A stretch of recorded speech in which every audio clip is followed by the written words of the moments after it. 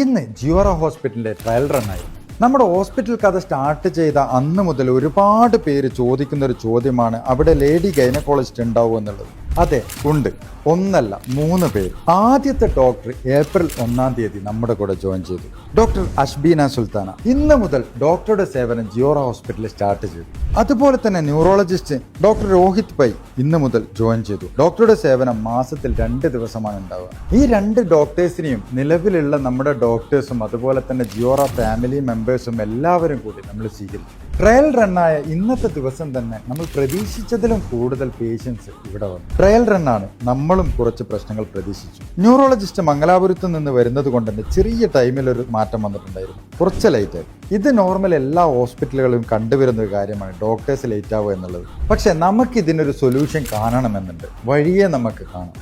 പക്ഷെ അതിനു മുന്നേ എനിക്കൊരു കാര്യം പറയാനുണ്ട്. ട്രയൽ റൺ ആണെന്ന് പറഞ്ഞപ്പോൾ നമ്മളെ വിശ്വസിച്ചുകൊണ്ട് നമ്മളെ തേടിയെത്തിയ നമ്മുടെ ഡോക്ടേഴ്സിനെ തേടിയെത്തിയ ഏകദേശം 30ഓളം പേഷ്യൻസ്, ഒരുപാട് നന്ദി. ഉദ്ഘാടനം വരെയും എല്ലാ ദിവസവും ENT, അതുപോലെ തന്നെ പീഡിയാട്രിക്സ്, ജനറൽ മെഡിസിൻ, പിന്നെ ഗൈനക്കോളജിസ്റ്റ്, ഇത്രയും പേരുടെ സേവനം ഡേ ടൈമിൽ OP മാത്രം ജിയോറ ഹോസ്പിറ്റലിൽ അവൈലബിൾ ആണ്. ഓപ്പൺലി പറയുകയാണെങ്കിൽ നമ്മൾ എക്സ്റേ സ്റ്റാർട്ടായിട്ടില്ല, അതുപോലെ തന്നെ അൾട്രാസൗണ്ട് സ്കാൻ സ്റ്റാർട്ടായിട്ടില്ല. ഫാർമസി ആകട്ടെ എല്ലാ മെഡിസിനും വന്നുകൊണ്ടിരിക്കുന്നേ ഉള്ളൂ.